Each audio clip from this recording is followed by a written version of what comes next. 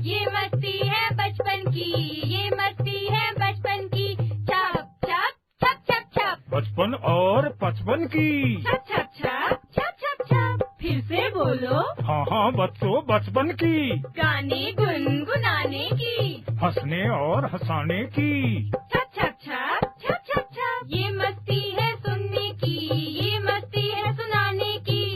छप छप छप छप छप छप। सीखने सिखाने की। कैसे कैसे, हाँ जी कैसे।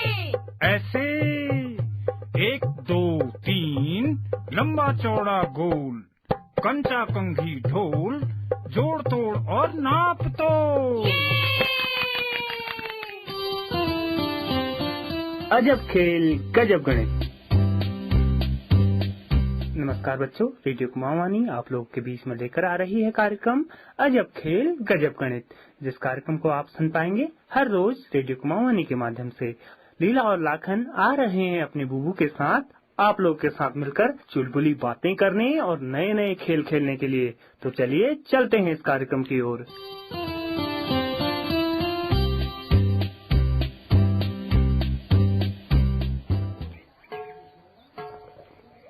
आओ बच्चों आओ, आज तो तुम लोग बड़ी जल्दी तैयार हो गए हो भाई।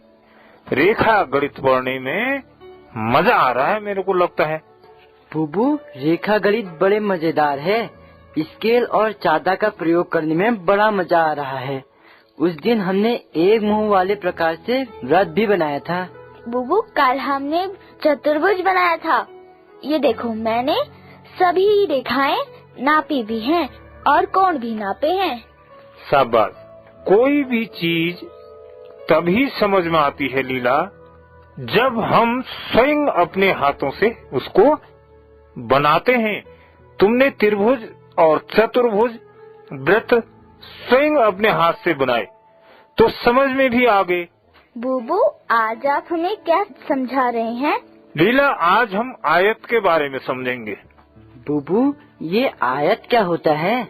नाती, ये आयत एक प्रकार का चतुर्भुज ही है। ये भी 4 सरल रेखाओं से ही बना होता है। बुबू, आयत कैसा होता है? लीला, पहले आयत की परिभाषा समझो। आयत 4 भुजाओं से घिरी हुई ऐसी आकृति होती है जिसके आमने सामने की भुजाएं बराबर होती हैं। ठीक है? बुबू, मैं नहीं समझी। हाँ, कोई बात नहीं, फिर समझो। एक उदाहरण से समझाता हूँ। लाखन अंदर से बोरा उठा कर ले आ जरा। बुबू, बोरे से क्या करोगे? बोरे से आयत समझते हैं।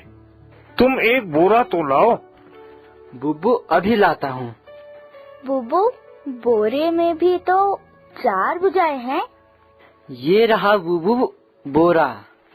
अब इस बोरे को ध्यान से देखो, इसमें कितनी भुजाएं बनी हैं? देखो बुबू, इसमें 4 भुजाएं हैं, 2 लंबी और 2 चौड़ाई।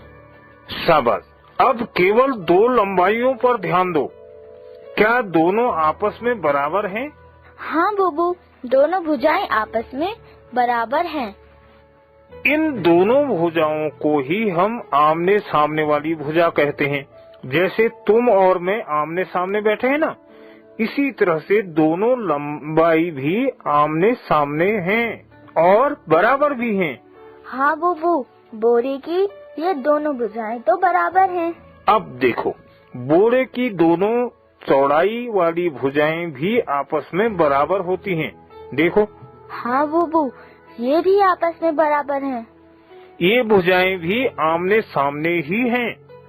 हाँ बुबू, हाँ, ये भी आमने सामने ही हैं और बराबर भी हैं। इसीलिए इस आकृति को आयत कहते हैं। आयत की परिभाषा समझो। जिस आकृति में आमने और सामने की भुजाएं बराबर होती हैं, उसे आयत कहते हैं। तो बुबू, बोरे की आकृति आयत जैसी हो गई। हाँ, बोरा आयत के आकार का होता है, जिसके आमने सामने की भुजाएं आपस में बराबर होती हैं। बुबू, आयत को हम कॉपी में बना सकते हैं। हाँ लीला, आयत को हम कॉपी में बना सकते हैं। पर इसमें एक बात और होती है। बुबू, आयत में और क्या होता है?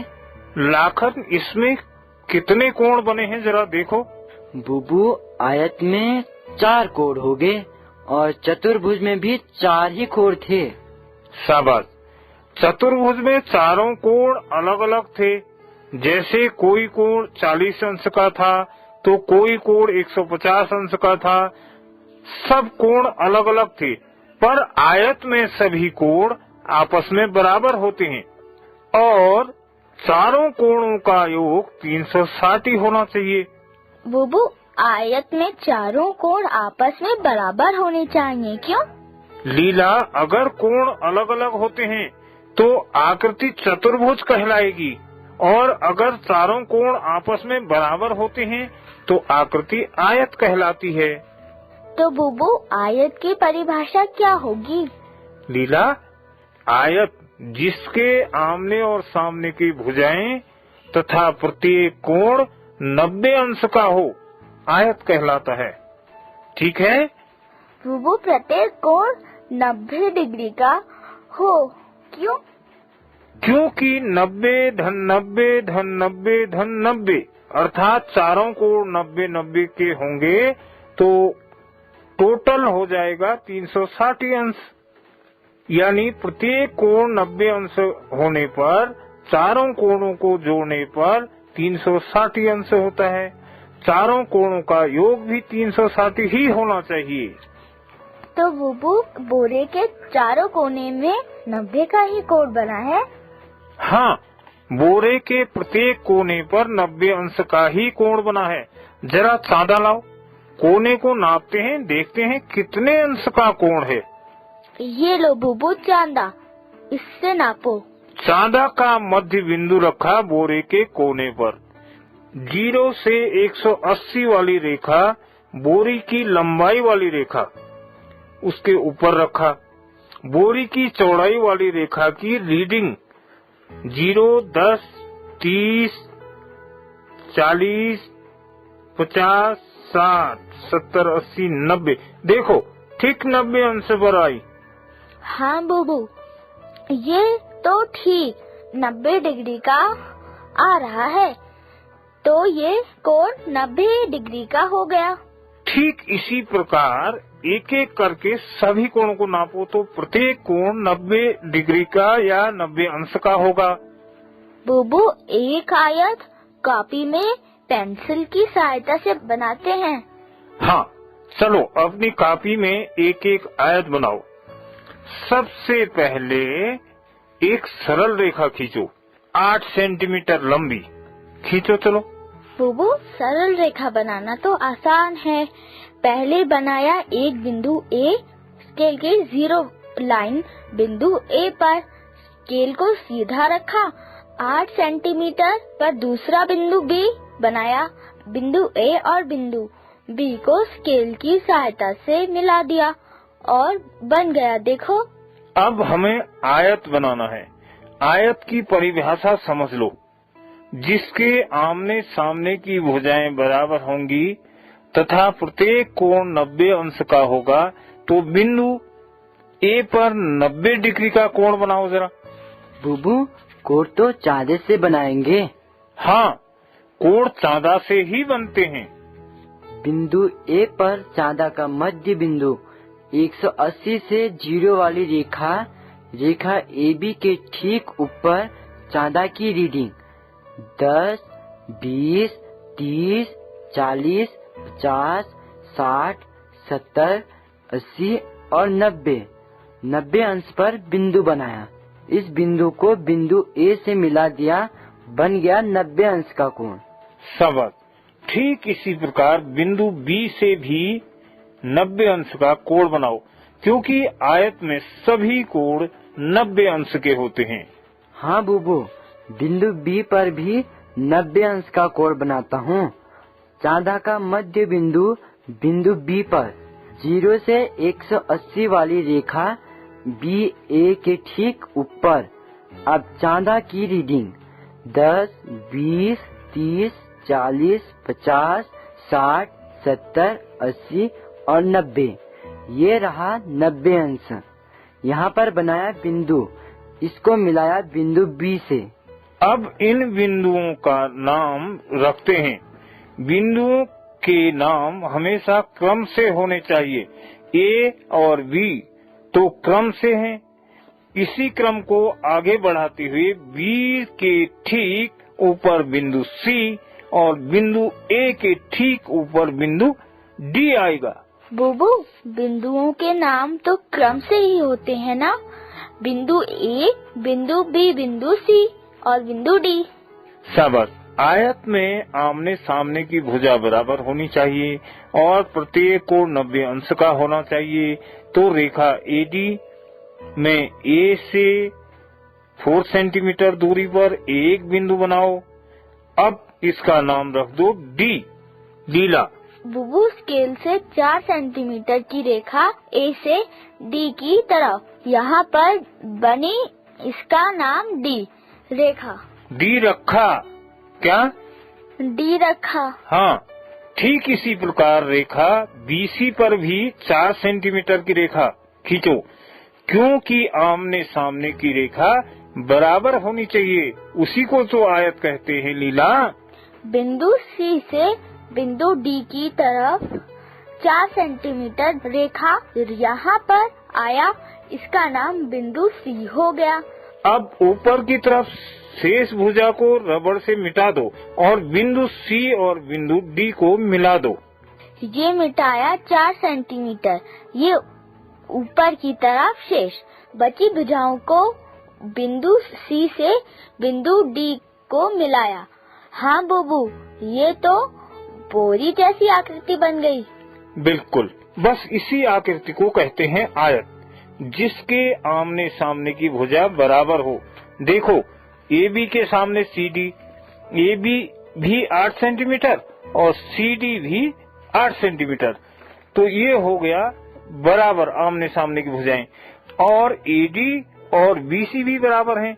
AD और 4 सेंटीमीटर और BC भी 4 सेंटीमीटर, तथा प्रत्येक कोण A 90, कोण B 90 और कोण C 90 और कोण D 90 अंश बन गया, और कुल मिला के चारों कोण 360 अंश के हो गए। ठीक है लाखन? ठीक है बुबू। बुबू, आयत में आमने सामने की भुजा बराबर और प्रत्येक कोण 90 अंश का होता है। अब समझ में आ गया मेरी। शाबाश। अब कुछ आयताकार वस्तुओं के नाम बताओ तो जरा अपने आसपास देखो, तुम्हें बहुत सारी वस्तुएं ऐसी मिलेंगी जो आयताकार होंगी। बुबू, ये कागज भी तो आयताकार ही है। हाँ, बिल्कुल सही कहा लीला। बुबू, बोरी भी तो आयताकार है। सही कहा बिल्कुल लाखन। बुबू, आप जो प्लाई लाए थे ना, वो भी तो आयताकार ही है। उसके आमने सामने की भुजा भी आपस में बराबर ही है। हाँ, बिल्कुल सही कहा। तुम्हारे स्कूल का श्यामपट भी तो आयताकार ही होता है, क्यों लाखन? हाँ बुबू, हमारा श्यामपट भी आयताकार ही है। इस प्रकार तुम अपनी अपनी कॉपी में आयत के चित्र बनाओ। रेखाओं को नापना, आमने सामने वाली भुजाएं बराबर होनी चाहिए और प्रत्येक कोण 90 अंश का होना चाहिए। बन जाएगा आयत। ठीक है लीला? बुबू, मैं भी आयत बना लूंगी। बिल्कुल सही। फिर कुछ आयताकार वस्तुओं के नाम भी लिखना, जैसे दरी, चादर, तौलिया, रुमाल, अखबार। ये सभी वस्तुएं आयताकार होती हैं। तो बच्चों, लीला और लाखन की तरह आप भी अपने इर्द गिर्द में बने हुए आयताकार आकृतियों के नाम लिखो। ठीक है? हाँ बुबू, मैं भी आयत बनाऊंगी और फिर मैं भी आयताकार वस्तुओं के नाम लिखूंगी। ठीक है। अब तुम आयताकार चीजों के नाम भी लिखोगे और आयत की परिभाषा भी समझ गए हो। कल हम और नई चीज सीखेंगे। ठीक है लाखन? ठीक है बुबू। ठीक है बुबू। Catalyst and supported by NCSTC, Department of Science and Technology. ये मस्ती है बचपन की, ये मस्ती है बचपन की। छप छप छप छप छप, बचपन और 55 की।